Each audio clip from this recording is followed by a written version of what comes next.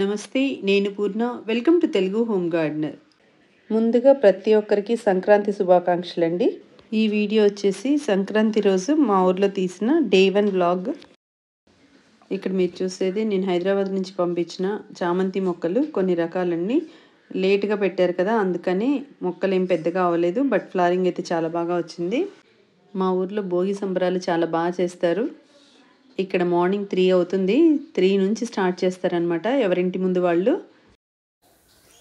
మేము కూడా మా గేట్ ముందు భోగి మంటలు వేసుకున్నాము. మెయిన్ గేట్ ముందు వేసామండి, సైడ్కి ఇంకో గేట్ ఉంటుంది, దాని ముందు కాదు. 3 to 4 భోగి మంటలు అయిపోయిన తర్వాత మళ్ళీ పిల్లలు, మా హస్బెండ్, మా అత్తయ్య వెళ్ళి పడుకున్నారు. ఇక్కడ మాకు పనిచేసే కొండమ్మ భోగి మంటలన్నీ అయిపోయిన తర్వాత 5 గంటలకే కల్లాపు చల్లేసి ముగ్గులు వేస్తుంది. ముగ్గులు చాలా బాగా వేస్తుందండి. యాక్చువల్గా మా అత్తయ్య అయితే ఇంకా బాగా వేస్తారు. తనకు బ్యాక్ పెయిన్ రావడం వల్ల ఒక 2-3 ఇయర్స్ నుంచి ముగ్గులు అయితే వేయడం లేదు. నాకైతే అసలు ముగ్గులే రావు, అందుకే మా కొండమ్మ వేసిపోతుంది రోజు కొంచెం లేట్గా 6-6:30కు ముగ్గులు వేస్తుందండి. పండుగ కాబట్టి 5 గంటలకే కల్లాపు చల్లేసి ముగ్గులు వేసి వెళ్ళింది. ఎంతైనా సంక్రాంతి అంటే పల్లెటూర్లలో చాలా బాగుంటుంది. సో వీధంతా సందడి సందడిగా భోగి మంటలతో, ముగ్గులతో నిండిపోయి ఉంటుంది.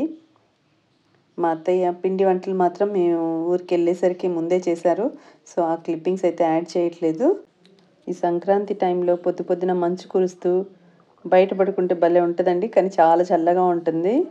సో మా హస్బెండ్, మా చిన్నోడు మాత్రం బయట ఇష్టపడతారు, మేమందరం లోపల పడుకుంటాం.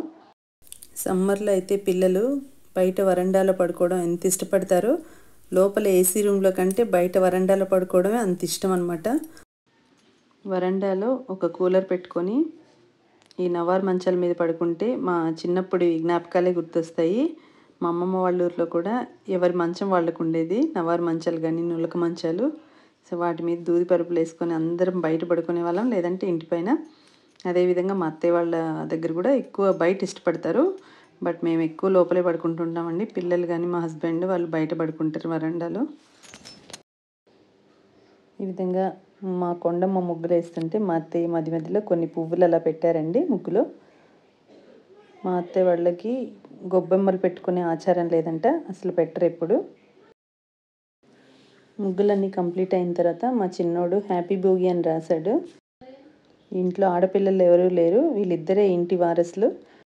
మా చిన్నోడు హ్యాపీ భోగి అని అలా రాస్తే వీళ్ళ నానమ్మ దానికే చాలా మురిసిపోయారు, ఏదో మనవరాళ్ళు ముగ్గులు పెట్టినట్టు. ఇక్కడ మా పెరటి తోట నుంచి పువ్వులు, అలాగే మామిడి కొమ్మలు అన్నీ తీసుకొచ్చి ఇంటికి తోరణాలు కట్టారు. ఈసారి బంతి పువ్వులు లేవని చెప్పేసి మా అత్తయ్య చాలా ఫీల్ అవుతుండే, ఎందుకంటే బంతి మొక్కలు మొన్న దీపావళికి ఫ్లవర్స్ వచ్చి ఎండిపోయాయంటండి, మళ్ళీ తర్వాత పెట్టలేదు. ఇక్కడ అన్ని ఆర్గానిక్ ఫ్రూట్స్, వెజిటేబుల్స్, అలాగే ఫ్లవర్స్ పండిస్తుంటారు. ఈ పెరటి తోట వచ్చి మా ఇంటికి దగ్గరలోనే ఉంటుందండి. ఇదంతా పూల మొక్కలు మా అత్తయ్య పెంచుకుంటున్నారు. ఈ మధ్య హెల్త్ బాగాలేక తోటలోకి వెళ్ళలేదంట ఒక 20 days నుంచి, అందుకని చెప్పేసి పిచ్చి గడ్డి బాగా వచ్చేసింది. సో అదంతా తీపించాలి అని అంటుండే. అత్తయ్యకి చాలా ఇష్టం ఆర్గానిక్ వెజిటేబుల్స్, బట్ కోతులు మాత్రం అస్సలు ఉంచవండి. మా అత్తయ్య పెట్టుకున్న పెరటి తోట, అలాగే మా ఊరు ఎలా ఉందో కమెంట్స్లో చెప్పండి. ఈ వీడియో మీకు నచ్చినట్లయితే లైక్ చేయండి, షేర్ చేయండి. కొత్త వాళ్ళు ఎవరైనా చూస్తుంటే సబ్స్క్రైబ్ చేసుకోండి. అలాగే మీ ఫ్రెండ్స్ అండ్ రిలేటివ్స్ కూడా ఫార్వర్డ్ చేయండి. Thank you for watching my videos.